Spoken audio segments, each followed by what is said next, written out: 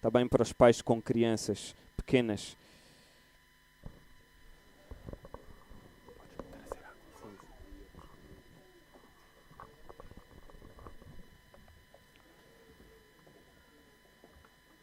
Bom dia a todos. É tão bom estar aqui, é tão bom estar com os irmãos, é tão bom conhecer visitas, é tão bom rever caras conhecidas, mas que há muito tempo não tinham a oportunidade de estar com as mesmas. Teremos o nosso tempo de apresentação, no tempo dos anúncios. É bom estar aqui com a mãe Berta de volta, depois da sua viagem internacional. É maravilhoso estarmos aqui todos reunidos. Estamos reunidos, centrados na Palavra de Deus. A televisão está a funcionar?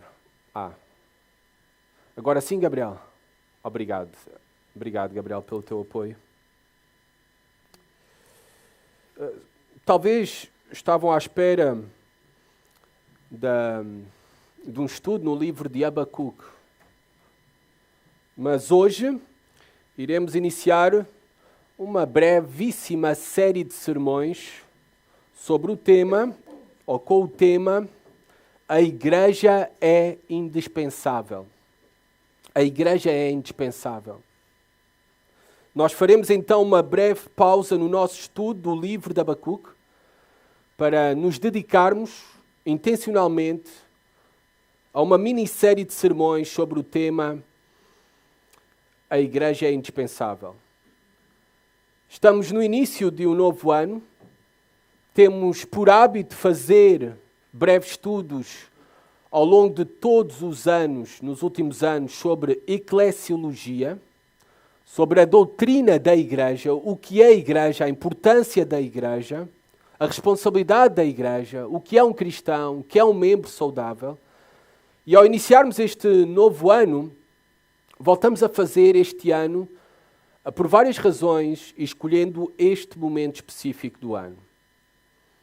Algumas das razões pelas quais nós vamos estar a estudar isso juntos é porque está para breve também, e os membros da Igreja sabem, já foram convocados, uma Assembleia de Membros, que é muito importante para a Igreja, para a vida da Igreja. E a Igreja deve ouvir a voz de Deus, Então, por isso, nos centramos na Palavra de Deus para dar condições à Igreja de ouvir a voz de Deus. Também fazemos estas séries sobre a eclesiologia neste exato momento da vida da nossa Igreja, porque é notório para todos nós o crescimento numérico da nossa Igreja. Nos últimos anos e pós-pandemia, a nossa Igreja nunca cresceu tanto como nos últimos anos, pós-pandemia. Talvez não nos apercebemos muito disto, mas se pensarmos que antes da pandemia tínhamos 80, 90 cadeiras no salão, agora, por exemplo, temos 130 lugares no salão, 130 cadeiras. A Igreja tem crescido na soma de novos membros, tem crescido nos interessados para serem novos membros. Aliás, começámos há 2 semanas o maior curso de Fundamentos da Fé alguma vez fizemos, com cerca de 20 alunos a participar. 12 deles candidatos que desejam também cumprir a ordenança de Jesus Cristo, 12 para serem batizados. Também a Igreja tem crescido naqueles que assistem aos nossos cultos. Todos os domingos nós temos pessoas novas, pessoas pela primeira vez. Lembrando que até recentemente tivemos um culto na nossa igreja com 160 pessoas. O nosso culto de Natal. Não tínhamos mais cadeiras, todas as cadeiras estavam no salão. Então, fruto desse crescimento e movimento da Igreja, é importante estudarmos sobre o que é a Igreja. Com muitos a juntarem-se a nós, a visitarem-nos pela primeira vez, a visitarem-nos por um tempo para considerarem se devem juntar a nós, se devem ser parte desta Igreja, membros da nossa Igreja, torna-se ainda mais fundamental falar sobre o que é a igreja, quem compõe a igreja, qual a importância da igreja, quem lidera a igreja e para que lidera a igreja. Então, fazemos isto porque a igreja é uma comunidade em constante movimento também. Entradas e saídas. E necessitamos ser relembrados do que é a nossa identidade como cristãos. Também fazemos isto porque existe ignorância e esquecimento desta mesma identidade cristã que nós temos, que Deus nos deu. E é fundamental nós termos bem presente a nossa identidade cristã. Aquilo que nós somos. Aquilo que o Senhor espera de nós. Fundamental, senão estaremos a desperdiçar as nossas vidas. E a trazer desonra a Deus. Também o fazemos, e este ponto é muito importante, estes estudos, porque há indiferença que persiste existir em relação à igreja. Porque ainda há indiferença que persiste existir em relação à igreja. E isto é fruto de várias coisas. Esta ainda indiferença para com a igreja. A igreja, e estou a falar agora no modo geral, a igreja enfrenta um descrédito da parte de muitos que se intitulam cristãos, que se autodenominam e proclamam-se cristãos. E a igreja está a cair no descrédito de muitos. Alguns têm indiferença para com a igreja justificada, feridas que passaram em igrejas, abuso dos líderes, abuso de poder, legalismo. E essas são feridas justificadas. Esses também precisam de ser acolhidos e eu espero que essa mensagem possa trazer esperança para os vossos corações. Mas também há indiferença que precisa existir em relação à igreja por causa do tempo em que nós vivemos, fruto de movimentos revolucionários no século XX e que persistem no século XXI, que causam aversão a todo o tipo de autoridade. Então, por isso, muitos são indiferentes à igreja, porque não querem estar debaixo de nenhuma autoridade. E como batistas, nós queremos que a igreja, ela é a autoridade. Não é um grupo de pessoas, líderes. É a igreja. Nós somos batistas por convicção, espero eu. Batistas são congregacionais, a congregação. Deus tem os seus líderes que guiam, apontam, indicam, ensinam a igreja, mas a autoridade está na igreja. É a igreja quem aceita quem entra, é a igreja quem exclui os seus membros, é a igreja quem escolhe os seus pastores. A autoridade está na igreja, mas há muitos que vivemos na nossa sociedade uma aversão à autoridade, ao compromisso, à submissão. Mas ser cristão é ser submisso. Esta foi a mensagem que nós vimos há uns meses atrás em Efésios 5:21. Sujeitai-vos uns aos outros. Submissão não é apenas para as mulheres, é para todo o cristão. A vida cristã é de submissão, sujeição. A quem? Onde é que se vê a submissão e a sujeição? A Deus. Na igreja. Na igreja. Porque Cristo delegou essa autoridade à igreja. Também muitos são indiferentes, porque vivemos uma fobia de compromisso. Alguns não querem ser membros da igreja, não querem compromisso. Querem apenas estar aqui de passagem, ser visitantes. E talvez porque tu tens uma fobia de compromisso, porque és influenciado pela cultura dos nossos tempos, que quer fugir aos compromissos. Só quer os seus direitos, mas não quer deveres. É esta a cultura em que nós vivemos. Há um crescimento cada vez maior de desigrejados, pessoas que não têm igreja, pessoas que têm o seu culto online. Hoje de manhã vão escolher a igreja ou o sermão que querem assistir online. Vivemos também um crescimento dos cultos online. Eu até tenho aversão a esta denominação culto online, porque é antibíblica. Existe transmissão do culto. não existe culto online. O culto, a igreja é o ajuntamento das pessoas, a reunião das pessoas. Mas hoje muitos ficam comodamente nas suas casas, pensando que estão a cultuar a Deus, pensando que a fé é individual somente. A fé é individual, mas a fé é comunitária. É isso que nos ensina a Bíblia. E vamos ver um pouco sobre isso. Eu creio que esta indiferença em relação à igreja também é fruto da teologia do coaching. Uma teologia do coaching centrada no individualismo.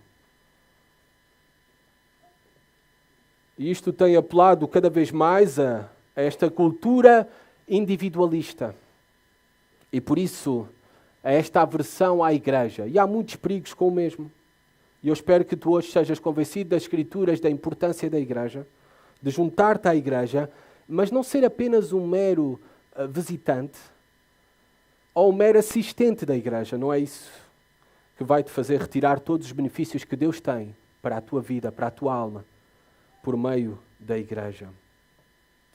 Hoje em dia é importante esses estudos também que nós estamos a ter, começando hoje, porque as conversas acerca da igreja local são dominadas pelo pragmatismo, o que funciona. Igrejas estão a fazer não aquilo que a Bíblia diz, mas aquilo que funciona para ter mais clientes.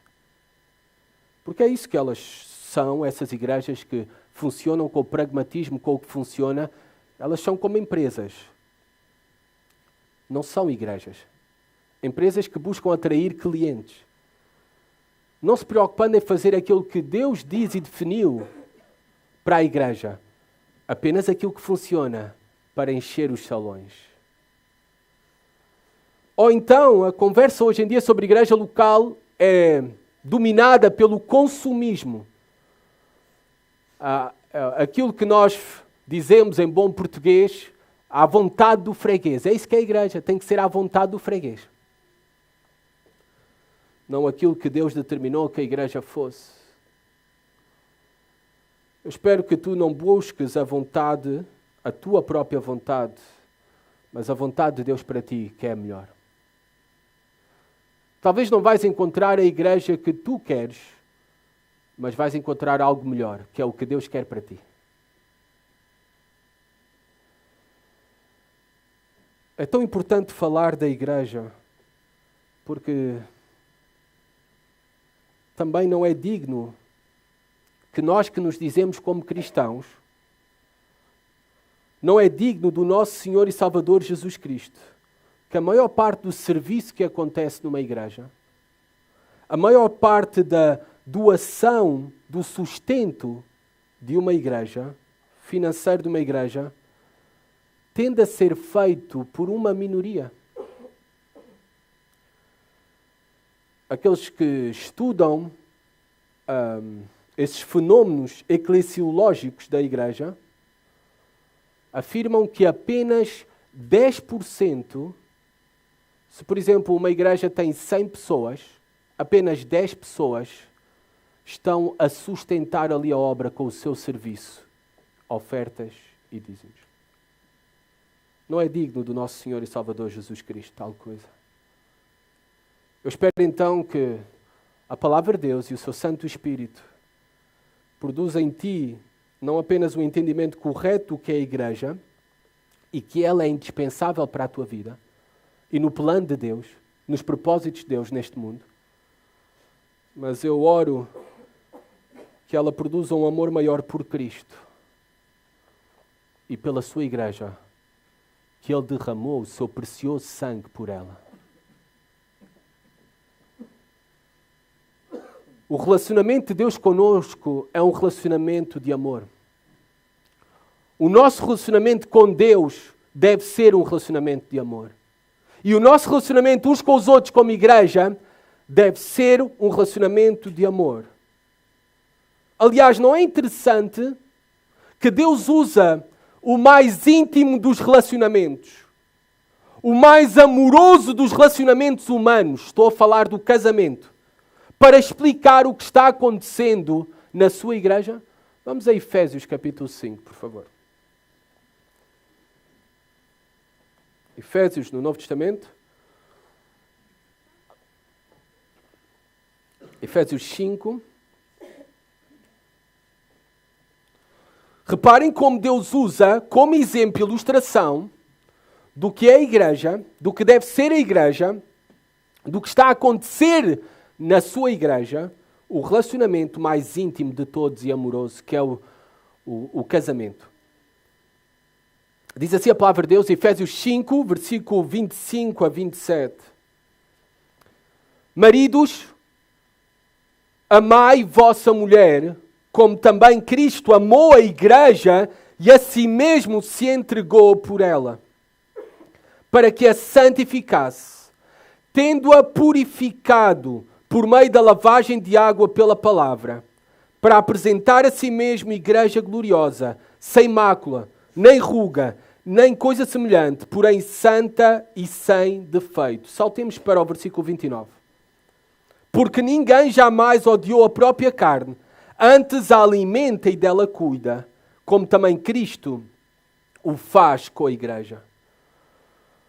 A igreja é o maior espetáculo sobre a terra. É o espetáculo do amor, da graça de Deus por nós, de nós por Deus, o nosso amor por Ele, e esse amor radical e transformador que nos une num relacionamento íntimo e amoroso quando tinha tudo para dar errado. Um relacionamento de amor uns pelos outros. Por fruto unicamente do seu Espírito que habita em nós. Tinha tudo para dar errado pelas nossas diferenças, já só pelo simples facto da igreja ser constituída por homens e mulheres. Mas além disso é constituída por diferentes gerações, por diferentes etnias, e depois gostos e opiniões pessoais. Tem tudo para dar errado. Só dá certo, e por isso é que é o maior espetáculo para este mundo, por aquilo que nos une, Jesus Cristo. Pelo seu Espírito que habita em nós, que o amor que temos recebido de Deus o Pai e do seu Filho Jesus Cristo, por meio do seu Santo Espírito, agora nós também compartilhamos com outros pecadores. O apóstolo Paulo diz à igreja em Corinto, em 1 Coríntios capítulo 12, que eles são o corpo de Cristo. Todo ali o capítulo 12 é um texto sublime sobre a igreja, sobre o que é a igreja e esta imagem da igreja como o corpo de Cristo. Então reparem, se a igreja é um corpo, a nossa fé não é apenas individual. Ela é comunitária. Ela não existe fora de um corpo. Como não existe vida de nenhum dos seus membros e órgãos fora do nosso corpo. Não existe cristianismo e vida cristã, vida espiritual fora da igreja. Ela existe no corpo de Cristo, que é a igreja. Todos são membros iguais no corpo de Cristo. Isto é válido tanto para um TI, como para um jovem que não consegue controlar o seu odor corporal. E reparem que eu não apontei para ninguém agora, tá bom? Também é válido para uma voluntária do Ministério Infantil que nunca namorou, ou para uma viúva que recebe todos com um sorriso na cara. Todos são membros do corpo de Cristo.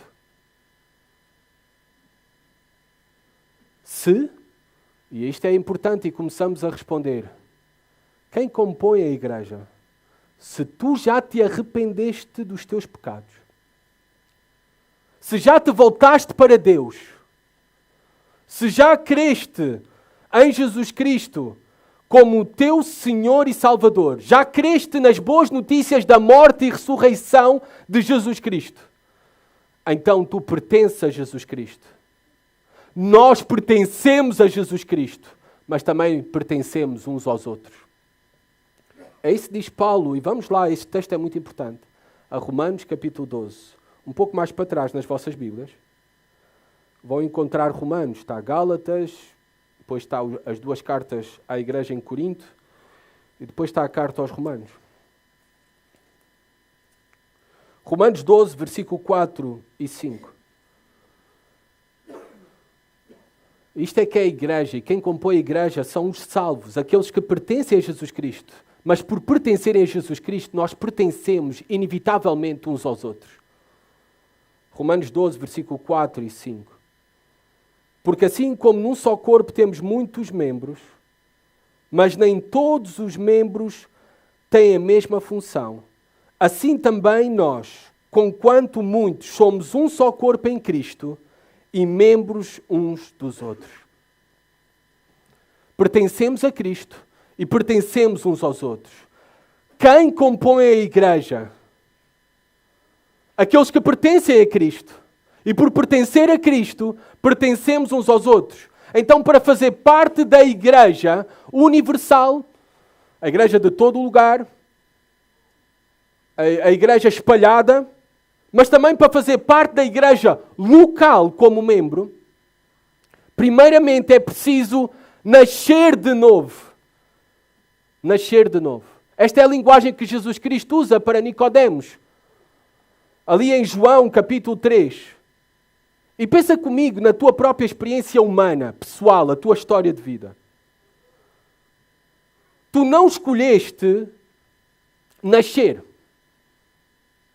Ou se foste adotado na família, não é que te acolheu, por nascimento ou por adoção, tu não escolheste nem o teu nascimento, nem a adoção.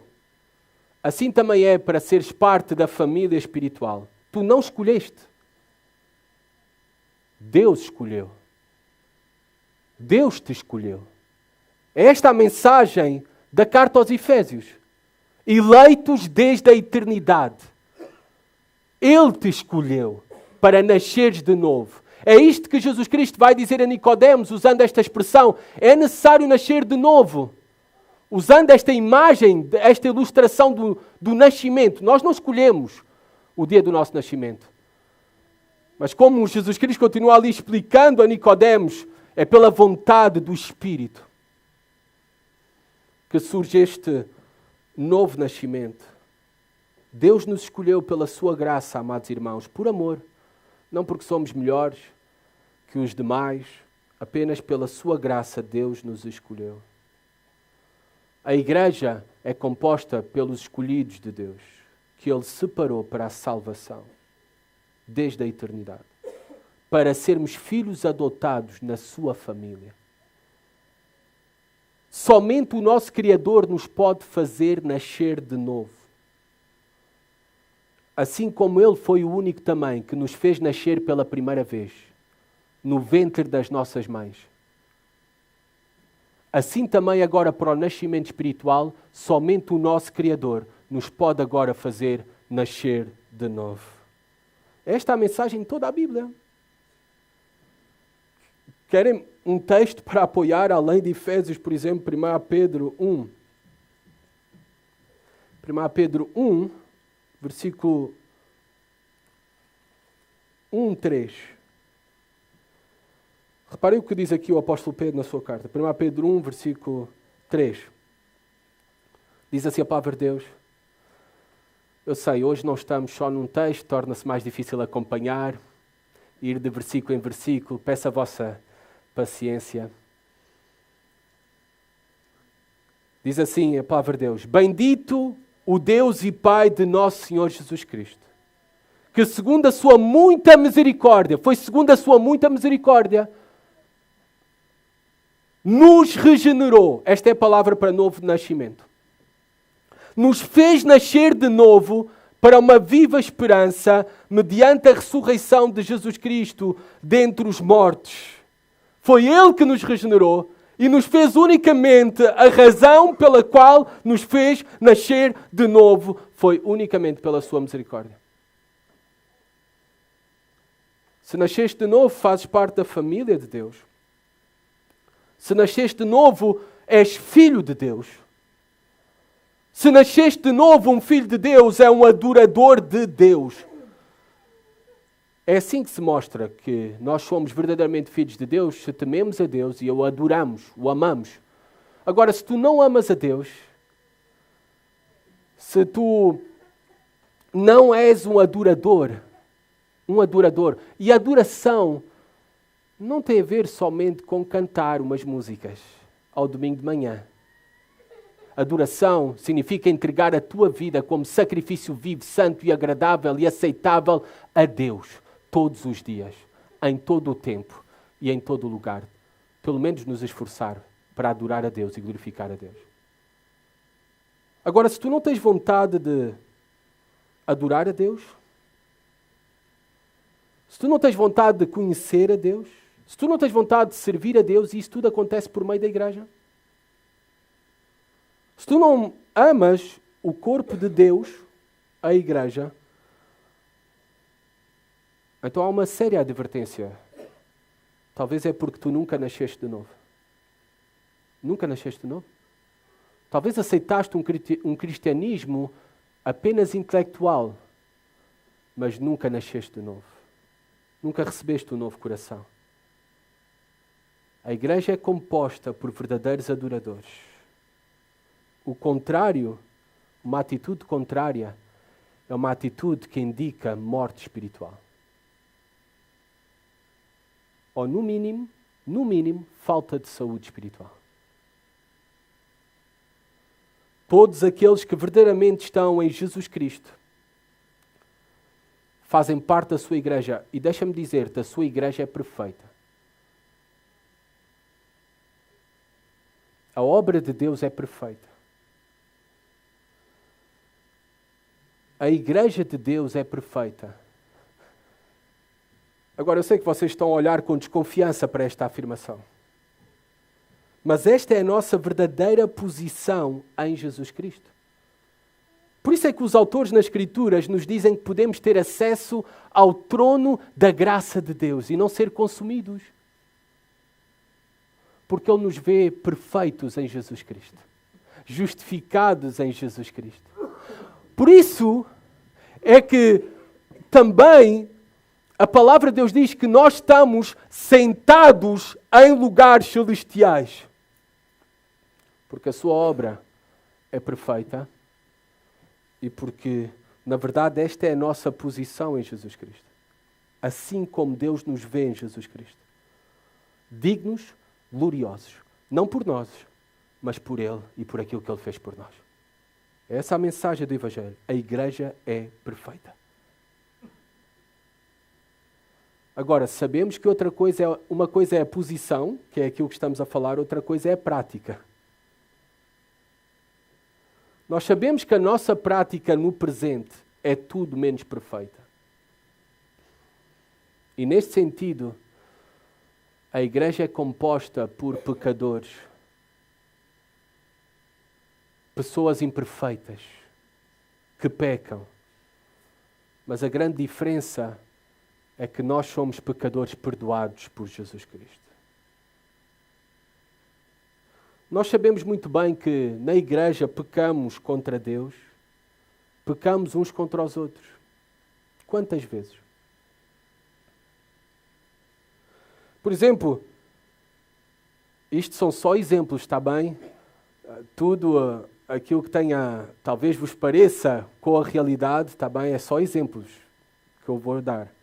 Por exemplo, reparem como nós, na vida da igreja, pecamos contra Deus e contra os outros. Quando alguém se esquece de aparecer para cuidar das crianças. Nós falhamos, somos imperfeitos.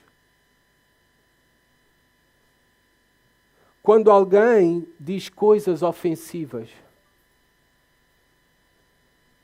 Quando nós demonstramos parcialidade pecaminosa. E a lista podia facilmente continuar. Nós pecamos uns contra os outros.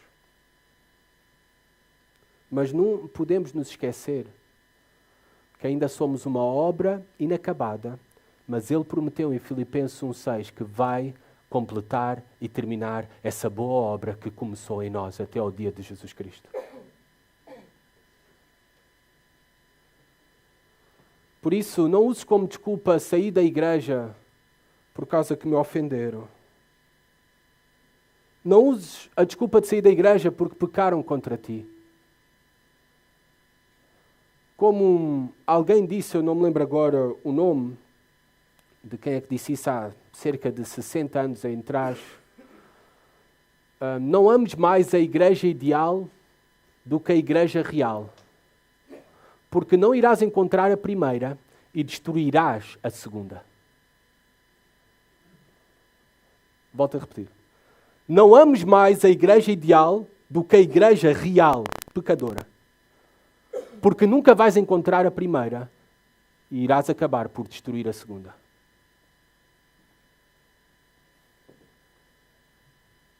O que é uma igreja? Apesar de tudo isto, é certo. Pecadores que pecam contra Deus e uns contra os outros. A nossa igreja, a igreja é onde Cristo diz que está presente. E como tal é o único lugar onde o céu está na terra. E isto nós sabemos pela oração modelo de Jesus Cristo. Como é que Ele nos ensinou a orar? Venha o teu reino, faça-se a tua vontade, assim na terra como no céu. O reino de Deus, o céu, vem à terra na igreja. Por meio da igreja. Não há nada mais sério e glorioso do que a igreja. Uma maneira didática de nós ensinarmos e responder a esta pergunta, o que é a igreja, não é apenas dizer de forma positiva o que é a igreja, mas também de forma negativa dizermos o que é que não é uma igreja. E eu quero começar simplesmente por aí. Vejamos então o que é que a igreja não é. A igreja não é um clube. A igreja não é um prédio. Claro que o prédio é importante. Aliás, o prédio nos permite que casa, não sei, não conheço a casa de todos os que estão aqui presentes, mas que casa é que podia receber estas mais de 100 pessoas que estão aqui esta manhã? Graças a Deus temos este lugar, este espaço. Um lugar seguro para as mães estarem ali, que eu estou a olhar para elas, a fazer dormir as crianças, os bebés. Ou para as nossas crianças terem um lugar seguro também, juntas, para aprender da palavra de Deus. Claro que as instalações são importantes. Mas a igreja não é um prédio. Não é um prédio. A igreja também não é um show para que tu possas escolher se gostas ou não. Esta é a mentalidade de consumismo. Amados irmãos, eu quero ser muito sincero com vocês. Quando eu subo aqui a este púlpito, a minha preocupação não é se vocês gostaram ou não do sermão. É se Deus aceita ou não o meu sermão. Não me passa pela cabeça se vocês gostaram ou não do sermão. É se eu estou sendo fiel ao meu Deus e Ele aceitou esta palavra em seu nome. A igreja não é um show. Ainda que muitas se tenham transformado num show. Tu entras em ditas igrejas, não sabes se estás numa igreja, num culto ou se estás num espetáculo. Num show. Porque é isso que elas são. Um show voltado para apenas um grupo de pessoas específico. Uma franja que querem atingir, claro, porque é muito mais fácil crescer assim. Crescer juntando todas as gerações, as etnias, é muito mais complicado. Porque vai haver muitas mais oportunidades para as nossas diferenças e dificuldades de relacionamento.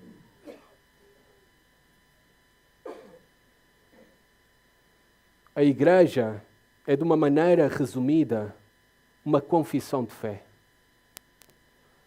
Um grupo de pessoas salvas, já vimos, que nasceram de novo, mas que confessam a mesma fé. Por isso nós temos documentos escritos. Documentos escritos são bons, porque nós recebemos também a palavra escrita e várias confissões, catecismos e tudo foram surgindo ao longo da história da igreja para salvaguarda da igreja, discipulado da igreja, ter bem presente aquilo que a igreja é. A igreja também é um pacto. É por isso que existe um pacto das igrejas batistas. Talvez isso tudo é estranho para ti, mas é algo, uma prática saudável da história da igreja. Se tu conheces um pouco da história da igreja, ao longo dos séculos, tu vais ver esses pactos escritos para as pessoas terem presente quem são e a sua responsabilidade. A igreja é as ordenanças, é o batismo. A prática do batismo é a igreja que tem autoridade para batizar. Não és tu lá na banheira da tua casa. É a igreja que dá a profissão da fé, testemunho da fé, da autoridade. A igreja é também o cumprimento da ordenança da ceia do Senhor, daqueles que participam da mesa da comunhão. E nós convidamos a participar aqueles que estão efetivamente em comunhão com Deus e com a igreja. A igreja é pregação da palavra. Foi assim que Deus determinou dar vida ao seu povo e alimentar o seu povo por meio da pregação da sua palavra. A igreja são pessoas. Pessoas. São pedras vivas. Não é tijolo e cimento. Pessoas. Relacionamentos. Isto é a igreja. Sabem porquê tudo isto que Deus definiu ser a igreja? Porque os nossos familiares lá fora, os nossos amigos lá fora, os nossos vizinhos não cristãos, eles precisam não apenas das nossas palavras do Evangelho, mas eles também precisam de uma comunidade do Evangelho que possa dar testemunho da veracidade destas nossas palavras do Evangelho. Como é que isto é verdadeiro nos nossos relacionamentos?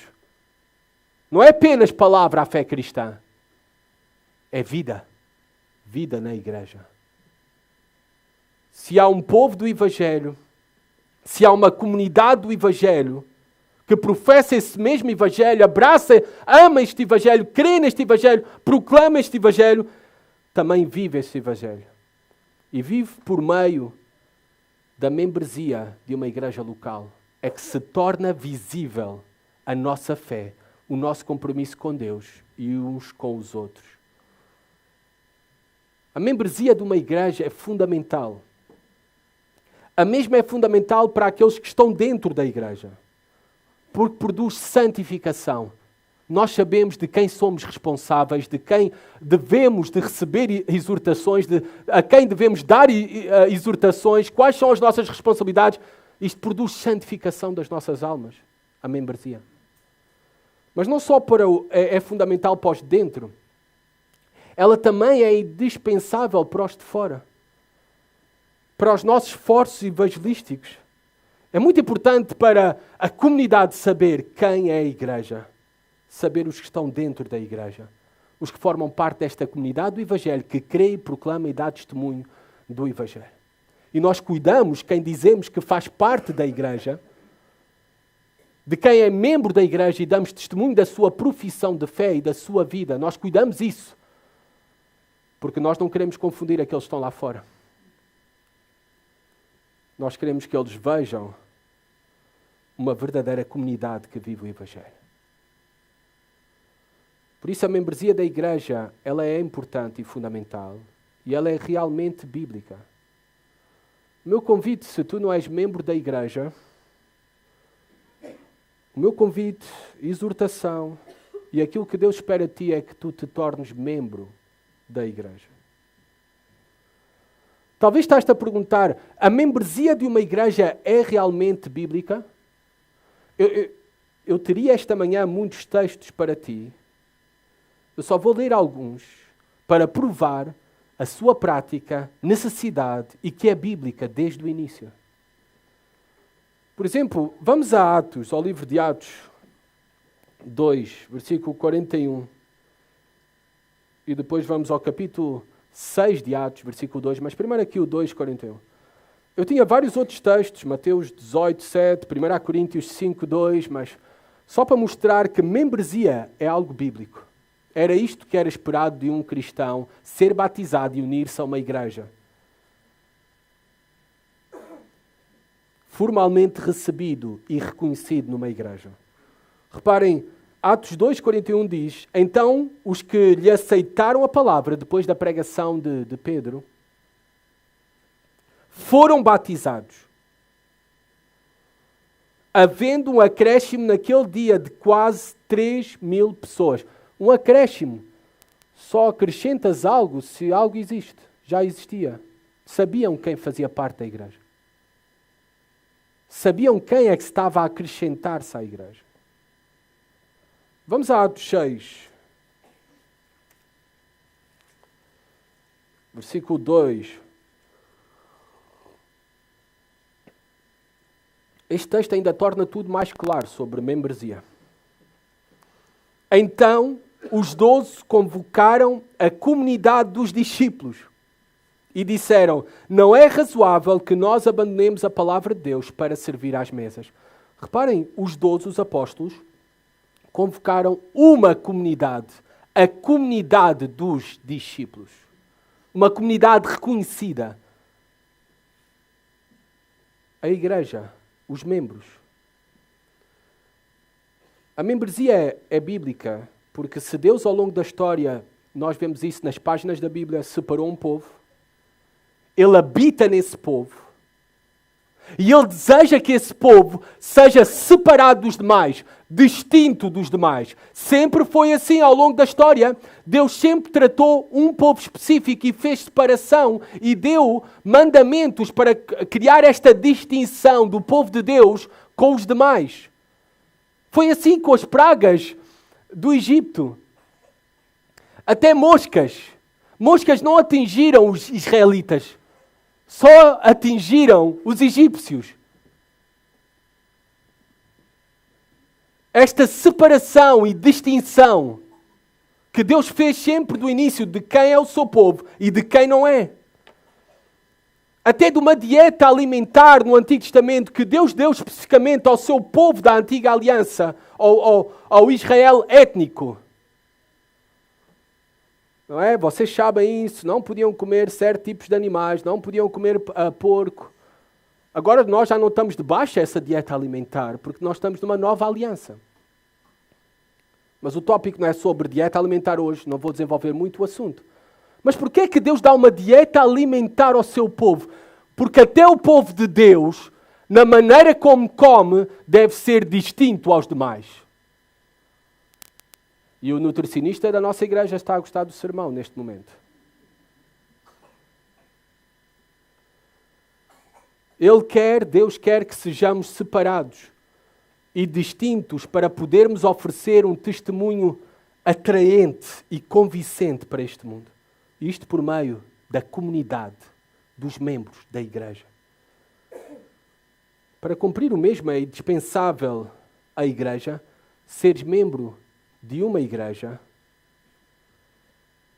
A igreja é indispensável, mas a tua membresia, ser parte da igreja, não é passiva. Ela deve ser ativa. Ser membro dá trabalho. E dá muito trabalho. Ser membro de uma igreja, de acordo às Escrituras, não é apenas um status ou o nome de uma lista. É um ofício ou um trabalho. E espera-se e exige-se que tu apareças para trabalhar. É isto que o autor aos Hebreus diz. Vamos a Hebreus 10, versículo 24 e 25, por favor. Reparem que ser membro de uma igreja, um membro saudável de uma igreja, não é um status, é um trabalho. Espera-se e exige-se que tu apareças para trabalhar. E isto está aqui em Hebreus 10, 24 e 25. Diz assim a palavra de Deus. Consideremos-nos também uns aos outros. Reparem a atividade, o trabalho. Para nos estimularmos ao amor e às boas obras. Não deixemos de congregar-nos. Mais trabalho. Como é costume de alguns, antes façamos admoestações, mais trabalho para ti. E tanto mais quando vedes que o dia se aproxima, ser membro é um trabalho. Trabalhar no quê, principalmente? Está o autor aos Hebreus a exortar-nos. No proteger o Evangelho. A fé cristã. A afirmação e declaração sobre o que é o Evangelho, mas também quem é o povo do Evangelho. É a responsabilidade dos membros da igreja. Eu gosto muito do seu livro, e eu estive a ler esse livro como material de estudo para os nossos estudos sobre a igreja é indispensável, do livro do Jonathan Leeman. A igreja é essencial. E ele diz o seguinte: o nosso trabalho como membro da igreja é o trabalho original de Adão, só que numa versão da nova aliança dada a nós por Cristo. Agora pensemos qual era o trabalho de Adão. Os homens que estiveram aqui na última quarta-feira sabem muito bem, porque estivemos a estudar esse texto. Mas o trabalho original de Adão é que ele primeiramente era rei. Era rei. Gênesis 1, versículo 27 e 28 que eu vou ler para vocês. Reparem o que diz. Criou Deus, pois, o homem à sua imagem.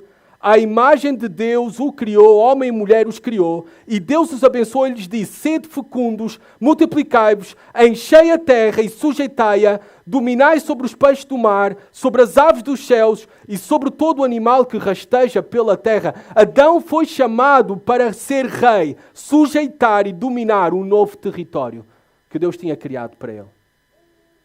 Mas Adão também era sacerdote. A ele foi pedido em Gênesis capítulo 2, versículo 15 e 16, tomou, pois, o Senhor Deus ao homem e o colocou no jardim do Éden para o cultivar e o guardar. E o Senhor Deus lhe deu essa ordem: de toda a árvore do jardim comerás livremente. Então, Adão não era apenas rei, mas foi chamado como sacerdote. Tinha que manter santo o jardim onde Deus habitava. Amados, Deus habita na igreja. Jesus é o Senhor da igreja. A igreja é o corpo de Cristo. Agora nós somos chamados nesta nova aliança, e somos mesmo assim chamados reis e sacerdotes. 1 Pedro 2,9. Vós, porém, sois raça eleita, sacerdócio real, nação santa, povo de propriedade exclusiva de Deus, a fim de proclamardes as virtudes daquele que vos chamou das trevas para a sua maravilhosa luz. Sacerdócio real. Como reis, nós nos esforçamos para fazer discípulos e ser embaixadores da reconciliação de Deus com os homens. Essa é a mensagem do Evangelho. O nosso objetivo também é trazer mais corações em sujeição a Deus, mais terra sobre o domínio do Evangelho. Por isso nós somos chamados a multiplicar-nos, a ir até aos confins da terra, a plantar igrejas, a cumprir a grande comissão, não é? Ide por todo o mundo e pregai o Evangelho a toda a criatura, batizando-os em nome do Pai, do Filho e do Espírito Santo e ensinando a guardar todas as coisas. Reis. Mas para isso, cumprirmos a grande comissão, nós precisamos unir forças nesse propósito. É por isso que nos tornamos membros de uma igreja. Para unir forças nesse propósito. É por isso que nós ofertamos para sustentar a obra do Evangelho neste lugar. É por isso que investimos no treinamento dos membros para cumprirem melhor esta grande missão.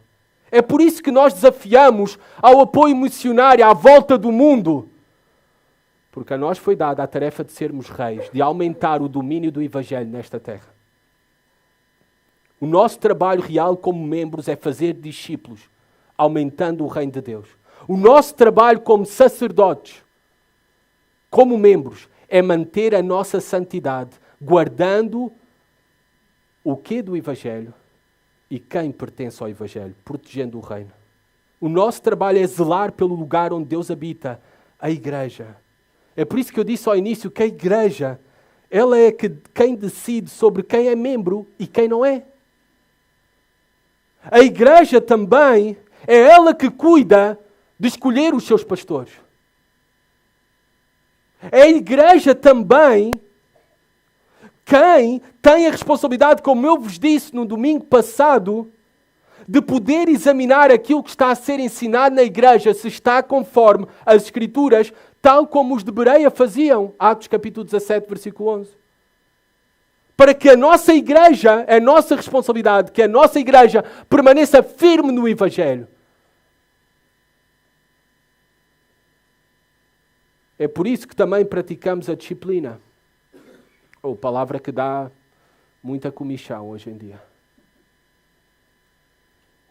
Mas é uma demonstração de amor quando praticamos a disciplina formativa, o ensino, corretiva, o ensino é a disciplina formativa e a disciplina corretiva, a correção na igreja.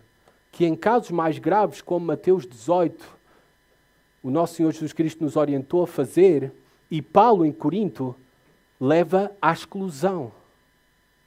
À exclusão daqueles que rejeitam arrepender-se dos seus pecados e negam por isso a sua profissão de fé. Porque a igreja, o nosso trabalho como sacerdotes é zelar pela santidade da igreja. Esse não é o trabalho dos pastores da igreja somente, dos diáconos da igreja somente.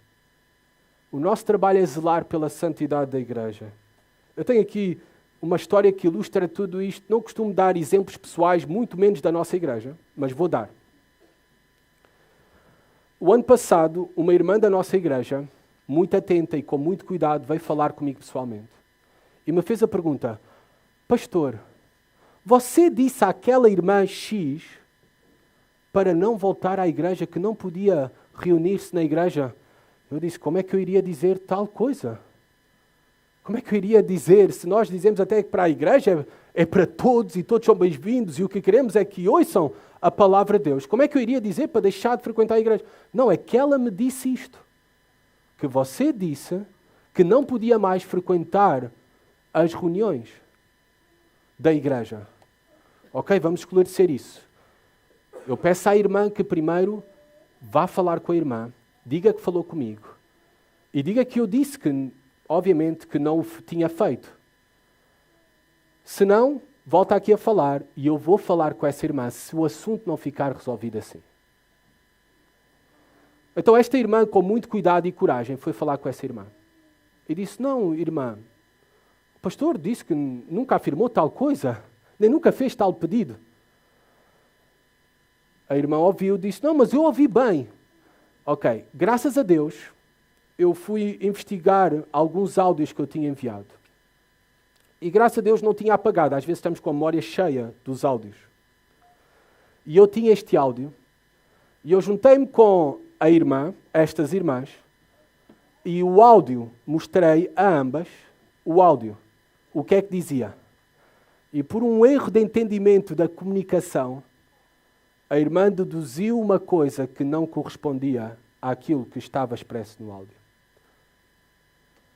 Então, e era um tema de português. Nós sabemos como o português é importante. Às vezes uma vírgula, um ponto final faz a diferença. E era uma questão assim, de uma vírgula, na comunicação. Mas olhem, reparem o cuidado desta irmã, a zelar pela santidade da igreja. Ao ponto que esteve disposta daquilo que ouviu, vir confirmar comigo se efetivamente era assim. Porque ela estava preocupada com aquilo que ouviu. E não só, como viu que não era aquilo, voltou e se expôs a esta irmã para trazer a verdade. Isto é cuidar da igreja. Isto é cuidar da igreja. E dá trabalho. Dá trabalho. Mas é isto que nós somos, sacerdotes. Sacerdotes. A grande lição de tudo isto, se querem ficar com algo, é que ser membro de uma igreja não é algo passivo. E para trabalhares bem, precisas também de ser treinado para o trabalho. Precisas dedicar-te com a tua mente e coração. Precisas pensar e planear em como fazer a diferença nesta semana que agora vem pela frente. O que irás fazer para cumprir o teu rol de rei e sacerdote?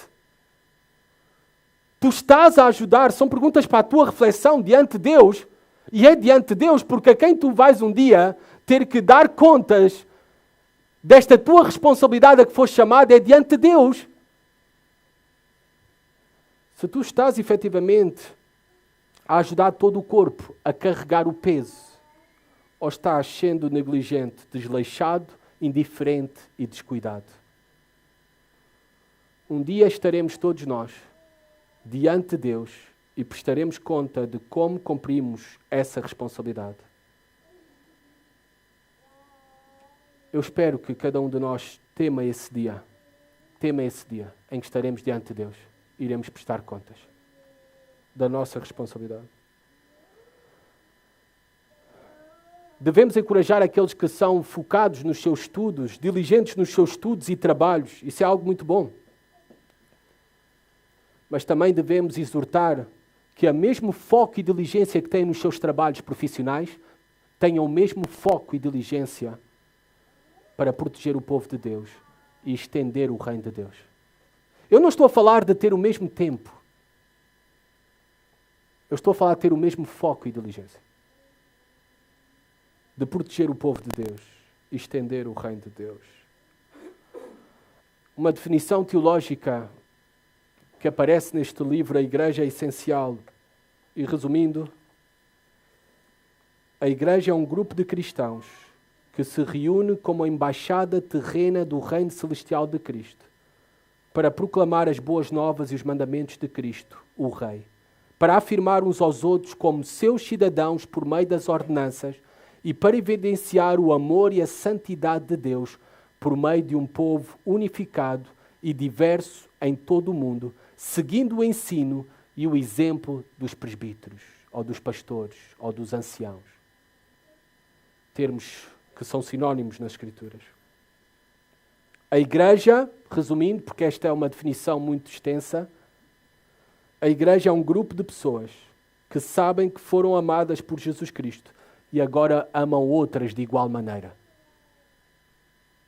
A Igreja é um grupo de pessoas que sabem que foram amadas por Jesus Cristo e agora amam outras de igual maneira.